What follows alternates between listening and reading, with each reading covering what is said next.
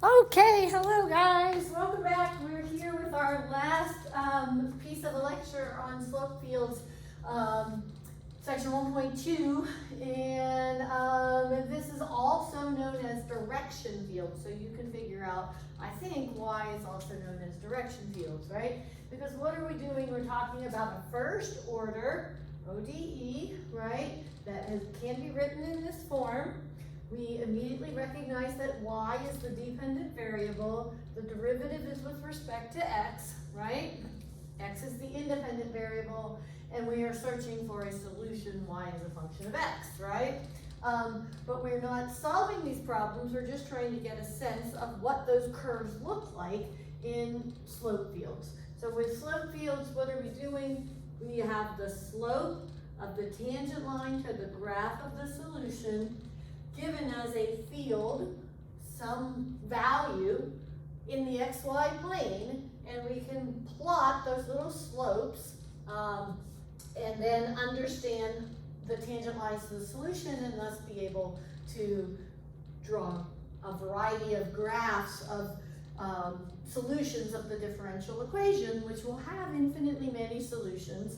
And therefore, that's called the phase portrait, when we try to draw in lots of solutions based on the slope fields, okay? So, your book gives you a lot of slope fields for some differential equations. I'm gonna pick up where we left off last time, 1.2.6. Let's look at the last equation. So let's look at the last ODE in problem 1.2.6. So that problem gives you slope fields for 3 different ODEs and you're just matching, right? But we talked about in the last couple of videos, you want to be able to understand what the slope field is saying, where it's coming from, understanding why those little marks are where they are and why they're slanted the way they're slanted, right? At each spot.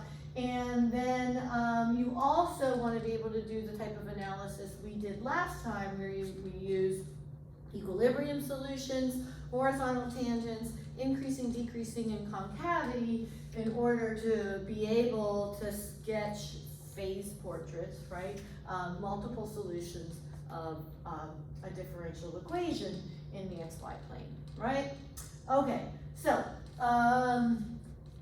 let's look at the very last ODE in this problem 1.2.6. So that ODE is y prime is equal to x times 1 minus y, okay? We already looked at the other two.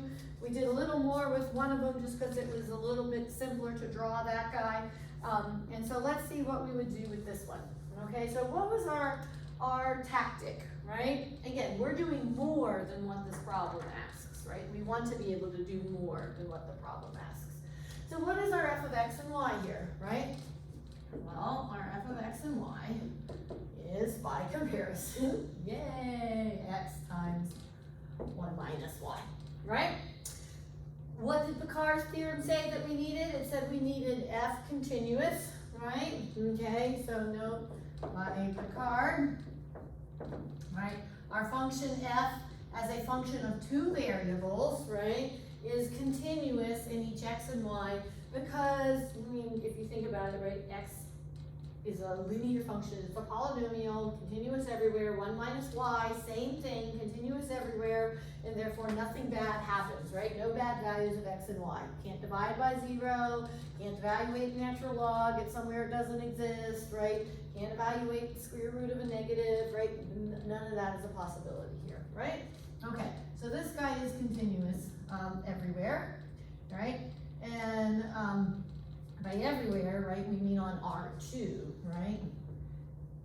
Which is a nice notation, right? R2 are R cross R, all X's and all Y's, right? Real line cross the real line, yeah? Okay, all those ordered pairs. What else do we want to know? What else did Picard require? It required us to look at the partial derivative of f with respect to, good, the dependent variable, y, right? Partial f, partial y, yeah? Now, you might, depends on how you want to think about this, right? You can perfectly fine take that partial derivative this way, but if you want to write it as x minus xy, it might be more obvious to you, right? Multiplying that guy through, x minus xy. Same thing, yeah? Okay, so tell me, what is the partial derivative of f? Here's your f of x. What's the partial derivative of this with respect to y? Good. What do? Pretend x is a constant. Take a derivative with respect to y, right? So the derivative of this with respect to y, 0, right? The derivative of minus a constant times y with respect to y is minus that constant, right? Yeah? Are we all there? Partial f, partial y. No problem with that? All right. So, tell me about this function, minus x. Is that a nice continuous function from Calc 1? Absolutely, right? So this is also continuous everywhere, right? Okay, so again, these guys continuous everywhere, where? In R2, right? Because this is defined for all x's and y's, okay? So continuous everywhere in the plane, we don't have to worry about bad things happening. So if we assign an initial value problem, we know we're gonna have at least a region where we have a unique solution in initial value problem, right? That's awesome. All right, so let's get to our problem then, okay? So what do? Okay, so let's think about, do we have any equilibrium solutions? Do we have any equilibrium solutions for this problem? Now, what were equilibrium solutions, right? Y equal a constant, right? Such that obviously y prime is 0, right? Because if y is a constant, the derivative is 0, yeah? So here's our equation, right, our ODE, yeah? And we want to know if we think about y prime being 0, does y equal any particular constant? Make this guy 0. Yay, right? Y equals 1, yes, right? Right, y equals 1. Okay, so do we have an equilibrium solution? Yes, okay. Y equals 1 is an equilibrium solution. We're super happy about that. Why? Because if we think about drawing our xy plane here, right? Y equals 1, right? So we've got to label things. So here's y equals 1, right? Horizontal line, yes, right? Horizontal line at y equals 1. And so y equals 1 is going to split the xy plane up into 2 regions. For values above 1, okay, this is 1, right? And values below 1. Because since this is a solution, y equals 1 is the solution of this differential equation, right? If y is 1, this side is 0, the derivative of 1 is 0. Yes? Okay, y equals 1 is a solution, and solutions cannot cross because we know we have uniqueness will be guaranteed for any initial value problem, right? And so we can't have any other solution that crosses this guy, not possible. So nice thing about equilibrium solutions is they divide the plane into regions, okay? All right, so we do have an equilibrium solution. What about places where we have horizontal tangents? Okay, so that is going to be a place where y prime is 0, right? So if we're setting y prime to be 0, we're saying 0 is x times 1 minus y, right? If we're looking in these two guys, that's what these two guys are looking for. Equilibrium solution is looking for y equals constant. Other places where we would have a horizontal tangent is anything else that makes this guy 0. So what would make this guy 0? Right, if x is 0, yeah, okay? So we have horizontal tangents across x equals 0, yeah? So what does x equals 0 look like? Right, y-axis. So any solution that crosses the y-axis has to cross how? Flat, right? Any solution that crosses the, so now I'm drawing in slope fields, right? I'm drawing in slopes. These are little tangent lines with slope 0, right, across x equals 0, yeah? So any solution that's going to have to cross here is going to have to cross with a horizontal tangent, yeah? Does that make sense? There's lots of ways you can do that. You could come down like that, you could come up and like that, you could do this, right? There's lots of different ways, right? But we're just getting started, yeah? Okay, good. All right, so now what? We dealt with those two things, so now what do we want to talk about? Now we want to talk about increasing and decreasing.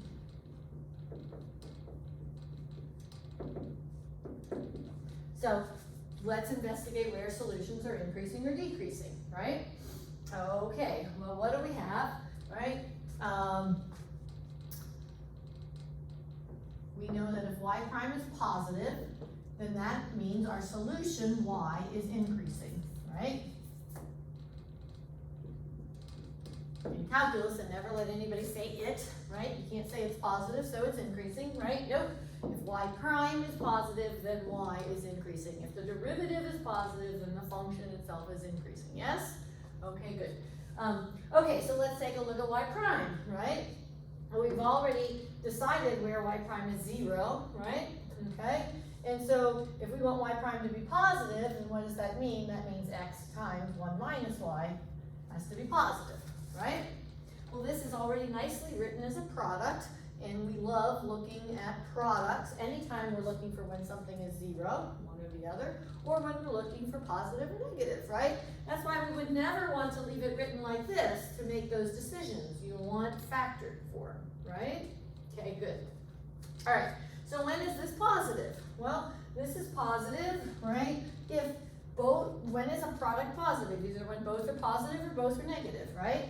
So this guy's going to be positive either when both factors are positive, so x positive and 1 minus y positive, right? What does that mean? X positive, i.e. that's x positive, and add y to both sides, right? 1 greater than y or y is less than 1, yeah? So if x is positive and y is less than 1, x positive, y less than 1, we have increasing, yes? Okay, now we have more increasing, but let's just decide where that is. X positive, okay, here's my x-axis nicely labeled, right? Not confused with my y equals 1. Okay, so if x is positive, I'm over here. If y is less than 1, I'm down in here, right? And so I know that if I'm in this region, right, I'm increasing. Yes? Okay? All right, now where else am I increasing? Okay, so I'm either increasing there or where else? Well, x could be negative, right? X less than 0, and 1 minus y could be negative. Both pieces in the factored product could be negative. Negative times negative would be positive, right? Yeah? Okay, so we're only doing increasing right now, so maybe I'll just erase the decreasing piece. Increasing, yeah, okay. So what does that mean, right? So that is x negative and add y to both sides, right? 1 less than y, which y is bigger than 1, right? X is less than 0 and y is bigger than 1, yeah? 1 is less than y, same thing, yes? Okay, good. All right, what does that mean? X is negative, yeah? And y is bigger than 1. So here we are increasing as well, yeah? Y bigger than 1, here's 1, right? Well labeled, and x negative, yes? Okay, so now I'm going to make my life a little bit easier, right? And maybe I'll just use blue to help me out here. Now we're going to change to decreasing, right? To make the changes that we need. Okay, so where is y decreasing? Well, that means we need y prime to be negative so that y is good decreasing. Yay, right? This works better on video, right? Because you can stop, right? In class, it's always just like, anyway. X times 1 minus y less than 0, right? Because that's what y prime is, right? So we want this guy to be less than 0. And so now, how do we make something less than 0? Well, if the first one is positive, then the second one has to be negative, right? One positive, one negative, yes? So that would mean x positive and what? 1 less than y, right? So x is positive and y is bigger than 1, yeah? So where is that? X is positive, y is bigger than 1, so we're decreasing here. Yep, okay? X positive, y bigger than 1, yeah? Oh, and this piece here. And then, similarly, x could be negative and 1 minus y could be positive in order to create a negative product, right? And that would change this guy, right? And that would change this guy, and that would say what? X is negative and y is greater than 1. Makes all sense.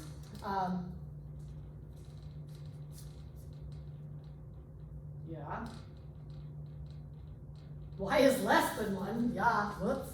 Try that one more time. Y is less than 1. We knew greater than 1 didn't look so good, right? That didn't make any sense, right? We already had something, right? So we knew we made a mistake. Yeah? Awesome. Right? Good. Y is less than 1. Yeah? Okay. X is negative. Y is less than 1. And so we're here. Yeah? Okay. So we know that for any x, y in this spot, the function, the solution has to be decreasing, right? And for any x, y, at this point, the solution that goes through that point has to be increasing, yeah? Okay?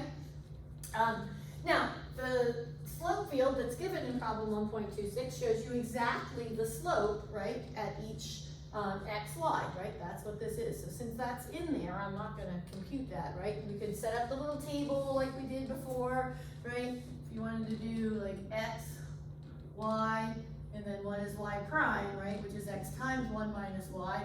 And you could start computing some values and making sure that the numbers that come over here pretty much look like the slope of the lines that are plotted on the slope field at that particular x, y coordinate, right? Okay? I'll let you do that for yourselves. Okay, so if you want to do one, okay, if you want to do one of them, since I'm already in blue, let's just pick one that is, let's pick x to be 3 and y to be 2, right? So if x is 3 and y is 2, what do I have? Y prime is 3 times negative 1, right? Negative 3. Yes? 3 times negative 1. So y prime is negative 3. So if x is 3, right? 1, 2, 3, and maybe out here, 3, and y is 2, say maybe about there. Okay, so here, this is the point, 3, 2, right? X is 3 and y is 2, yeah? And at the point 3, 2, what is the slope? The slope is negative 3, right? So the slope through here would be, you know, relatively steeper than 45 degrees, right? Line. Yeah? Make sense? Okay. Okay, so putting in all those lines would be a real pain, right? Which is why we kind of like doing this analysis. You guys ready to move on to concavity?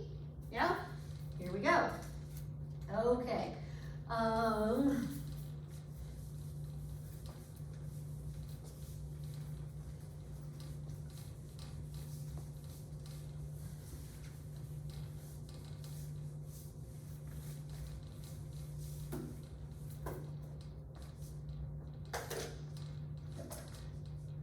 So let's do concave up.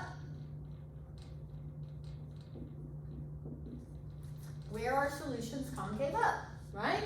Well, what governs concave up in calculus, right? I heard somebody start to say it. We're not allowed to say it, right? What? Good. The second derivative of y, positive, implies what? Good. Y is concave up, right? Okay? Second derivative positive, y is concave up. All right. Well, what's the second derivative? Okay, so let's start here with y prime. How do we get y double prime?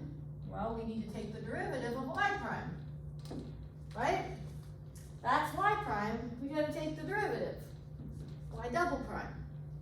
But remember, what does y double prime mean? right? That's the same as the second derivative of y with respect to x. Good, I meant to not write the x, right? Yeah? Okay? The second derivative of y with respect to x, yes? Which is notation for the derivative with respect to x of the derivative with respect to x of y, right? Now I posted those derivative and integration tool keys, right? So make sure you've looked at refreshing your derivatives and integration skills, and a lot of this is in there as well. So, right, that's what this means, right? So when we're taking this y double prime, we're taking a derivative of this function with respect to x, right? So this guy is y prime, so the derivative with respect to x of y prime is the second derivative, right? Yeah, okay, which we have lots of different ways of writing in shorthand, yeah? All right, so what are we doing then if we want y double prime? We're taking a derivative of this equation. So we're taking a derivative with respect to x of both sides, right? So we're going to take the derivative with respect to x of y prime, and then take the derivative with respect to x of x times 1 minus y. Yeah? Okay?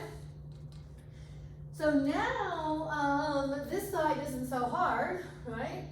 What is the derivative with respect to x of y prime? Y double prime, right? This side, you have a choice, right?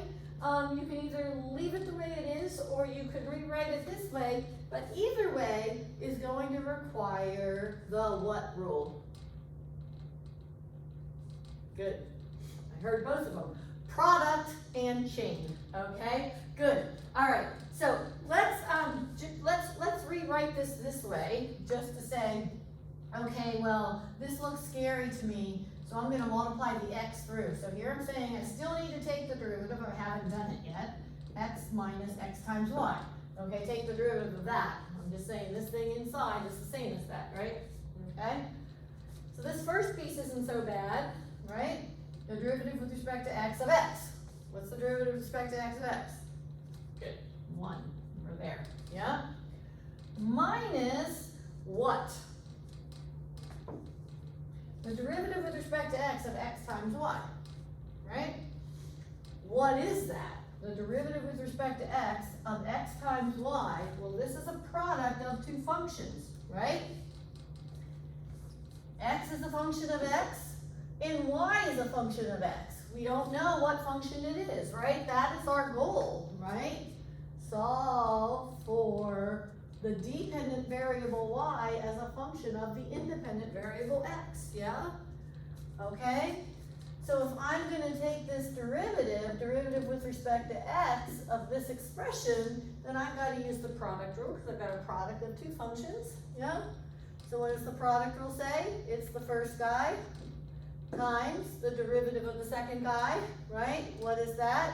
The derivative of y with respect to x, plus, right, the derivative of the first guy, which is 1, right, times the second guy, which is y, right? And so what do we have?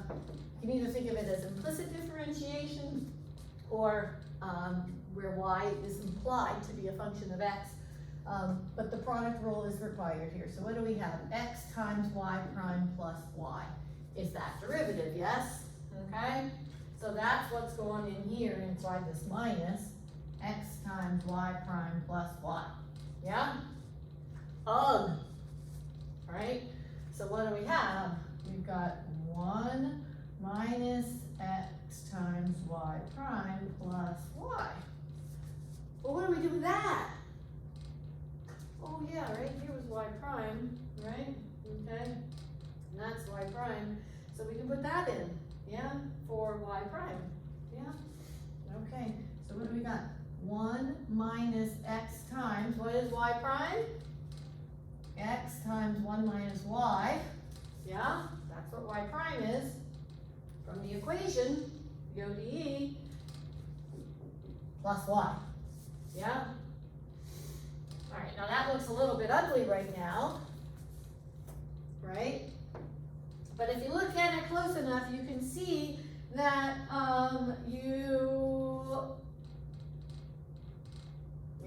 you can see that you might have something you could do with that, okay?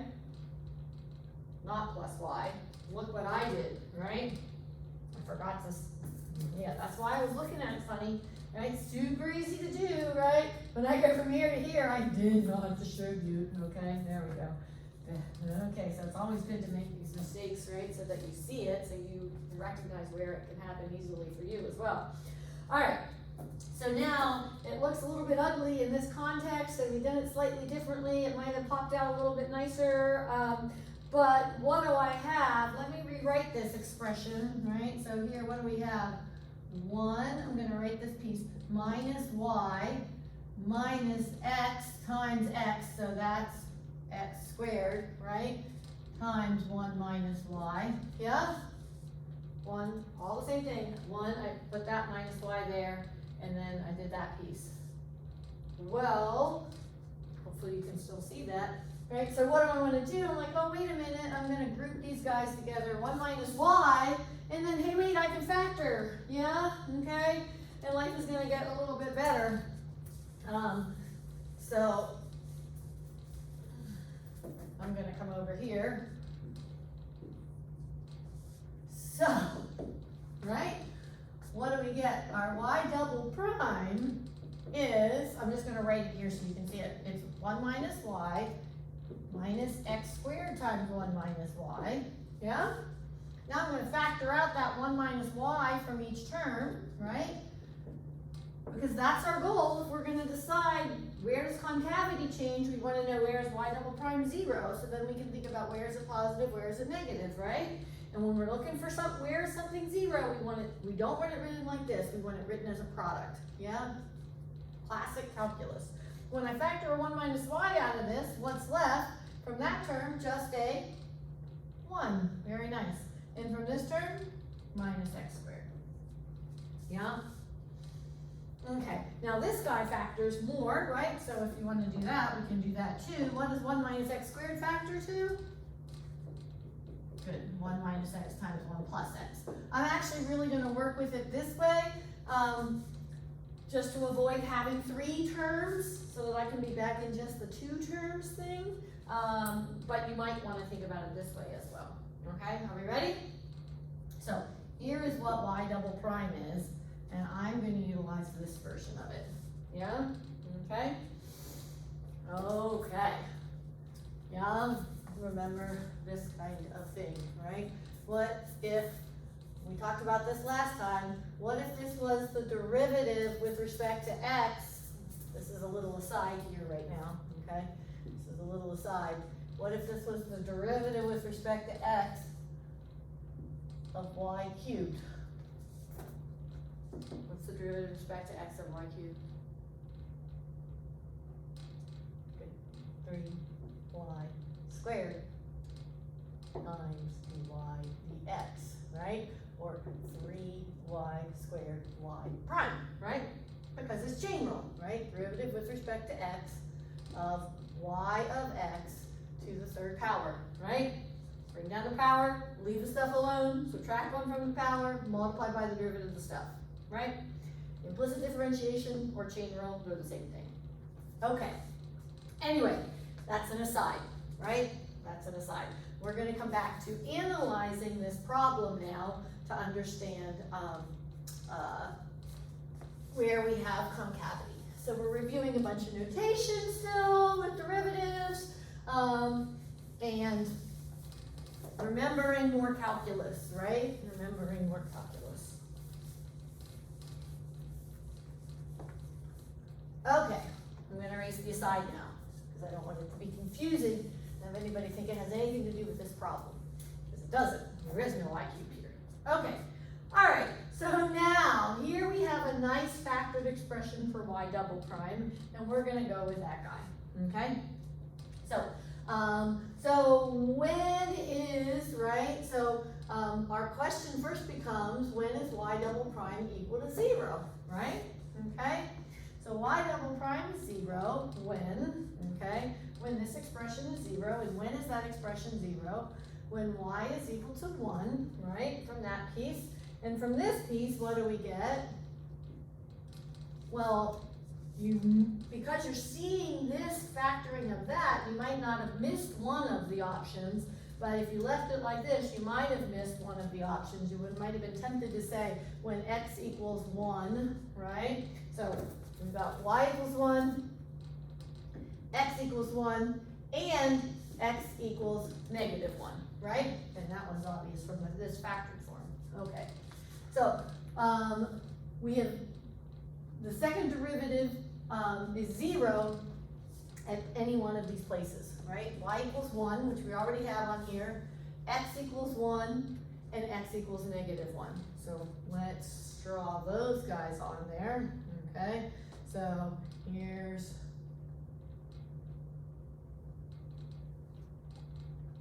x equals 1, right? Here's my x-axis, right? So there's 1, and then x equals -1.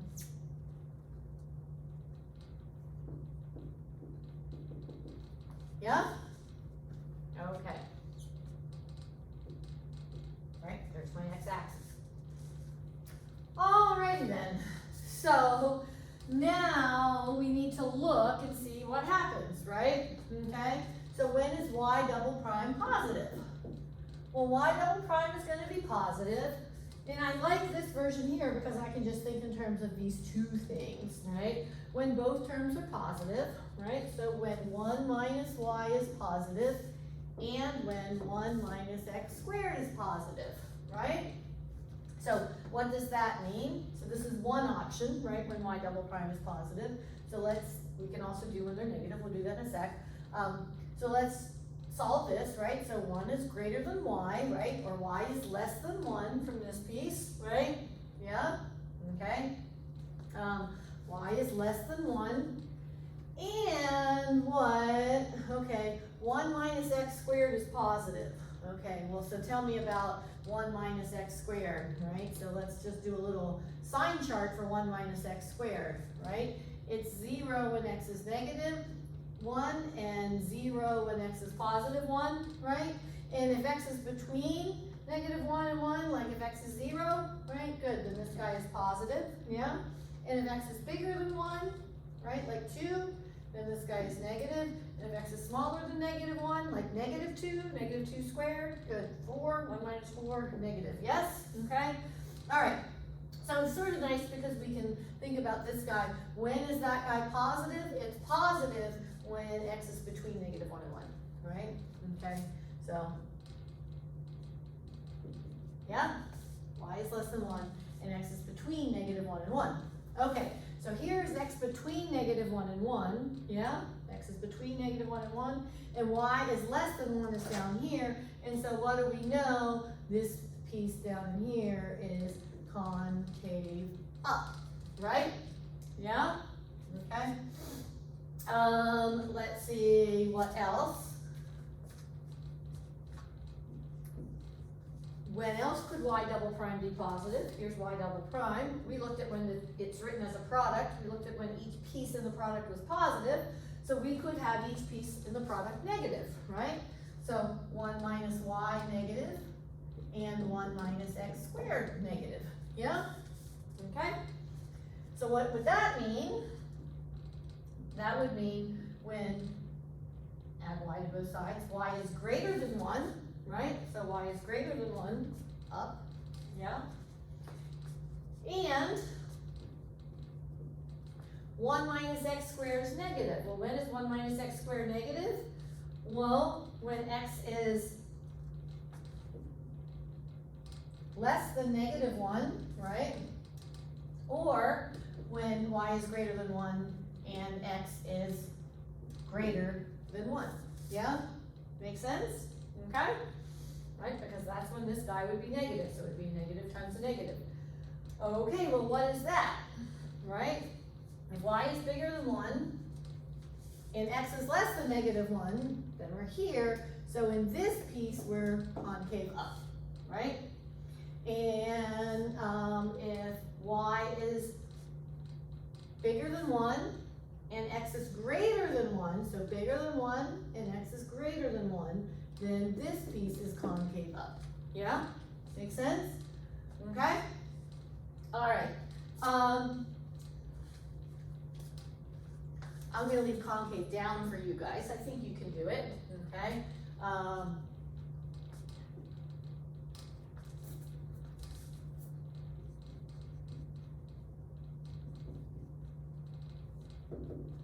Okay, concave down, right, that's you.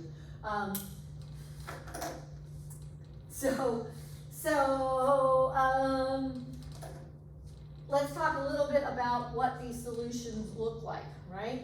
So what is a concave up? Whoops, that doesn't work real well. What does an increasing concave up function look like, right? Increasing concave up, right? And what does a decreasing concave up function look like? Decreasing concave up looks like that, right? Yeah, okay. Okay, so one of the things you might guess is that in between here, right, we're gonna have concave down, so you can hopefully justify that for yourself.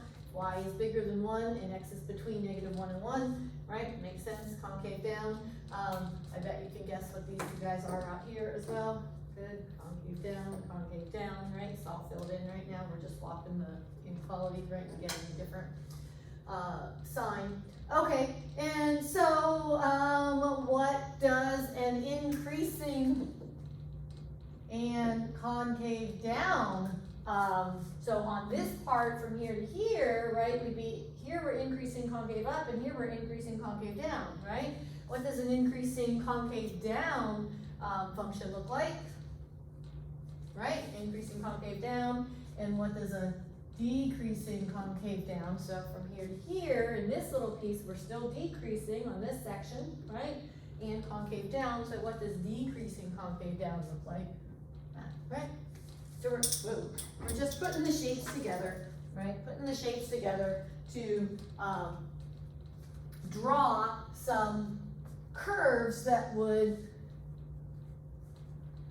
satisfy all of these requirements, and that each one is a solution of our original differential equation. Which again, remember, right, you can't solve this differential equation yet because you can't just integrate both sides, right? The only thing you could solve is y prime equals x, yeah? Okay?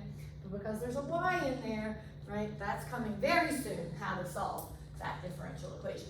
But let's just draw in a few of these solutions, right? Here we're increasing in concave up, so we have this type of shape, and then we change from increasing concave up to increasing concave down, right? So you change shape like this.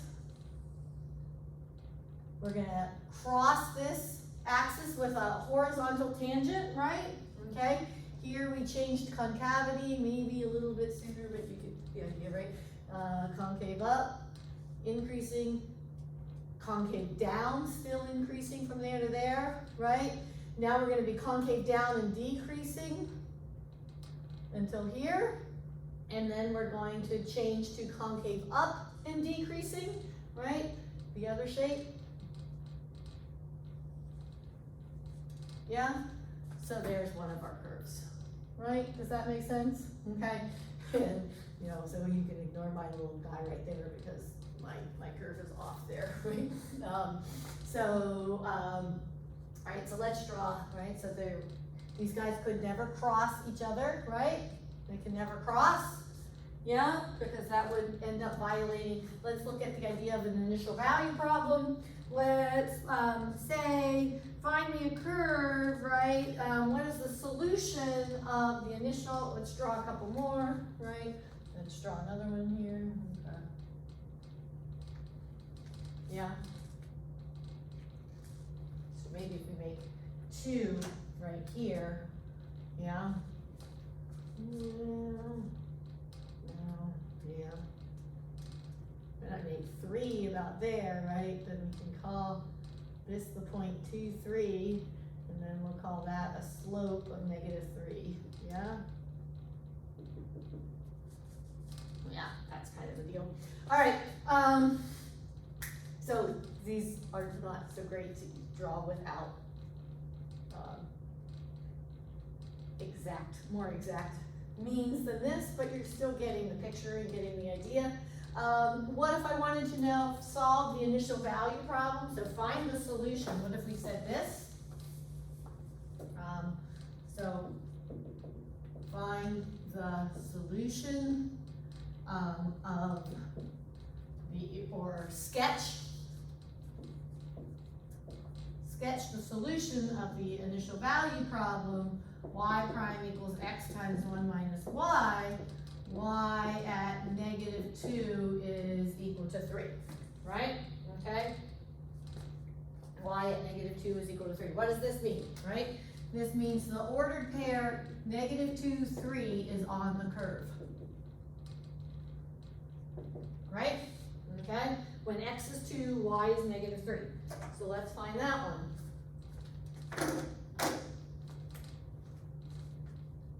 So when x is -2, here's -2, y is 3, then we're maybe right here, right? Okay, we'll call that 3.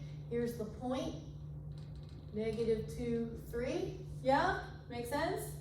Okay, and now what, right? What would be the curve that would do that? Well, it would be a curve that would do this. Yeah? Make sense? Woohoo! Yay! Okay? And so no matter where we pick an initial value, right? There's one and only one curve that goes through any particular point in the plane. That's a solution. Does that make sense? So I'll let you try to draw in some more for what goes on down here, right? Here, once you decide what's happening, right? Concave down, decreasing, concave down, increasing, right? Concave up, decreasing, concave up, increasing, right? So, okay, that wraps up that problem. And so, you know, the nice thing again is that you see, we see the solutions. We didn't solve the problem at all. We don't have any y of x equals, right? We don't know what the solution of this guy is by some equation, but we do know what the solutions look like and what they do, right? And so you could say, right, and, you know, at least if x is, based on what you kind of see here as well, as x increases, the independent variable increases, these solutions are not going to grow unbounded, right? They're approaching y equals 1, okay? They're approaching y equals 1. And you should be able to see the same when you draw your solutions for the bottom piece, the piece below y equals 1, right? So that's also an important thing, right? Is as the independent variable goes on, what's going to happen to the solutions? And here, they don't blow up, right? They're bounded, okay? Before I stop this video, I just wanted to remind you of one other calculus thing, okay? So, this is just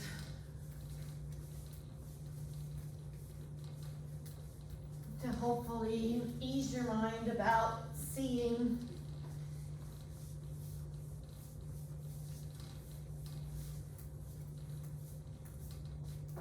the absolute value function. Many of you kind of get a little crazy with the absolute value function. So what is the absolute value function, right? So let's recall, right? It doesn't matter what it is. Whatever you're taking the absolute value of, you know, doesn't matter. That thing is equal to itself if the thing is positive and equals minus whatever is stuck inside here if the thing is negative, right? If we're going to graph the absolute value function, so my output is the absolute value of smiley face and my input is smiley face, right? what does it look like? Good. You guys are good at this. Yeah, right? This guy, right? If we think about this in terms of x, the way you normally think of it, right? If we graph the absolute value of x, this is x, right? Then the definition is the same, right? The absolute value of x is x. If x is positive or 0, right? Or 0, minus x if x is negative. Yeah? Okay, well what does that mean? It's just a piecewise function. So this piece is y equals x, right? And this piece is y equals negative x. Yeah? And so if we're going to take the derivative of such a thing, suppose I want to do the derivative with respect to smiley face of the absolute value of smiley face, right? Well, what is that? Well, if I look at my visual picture here, let's just go with that from calculus, right? What is the derivative? I heard you. What is the derivative? Slope of the tangent line to the graph at each spot, right? Okay. Good. And so what do we have, right? Whether we're here or whether we're here, here we're taking the derivative with respect to smiley face. Here you take the derivative with respect to x, right? What is the slope of this line? Good. It's 1, right? Are either of these functions differentiable at this point when the independent variable is 0? No, right? That's not, they're continuous, but they are not differentiable, right? Okay? And so, therefore, does the derivative exist at 0? No. Does the derivative exist for independent variable greater than 0? Yes. What is the value? 1. Does the derivative exist for values of the independent variable negative? Yes. What is the value? What is the slope of this guy? Negative 1. Right? What is the slope of that? Negative 1. Right? So, here's our derivative. Okay? So this guy is equal to 1. If the input is positive, it equals negative 1. If the input is negative, and it does not exist at 0. Okay? Does that make sense? Okay?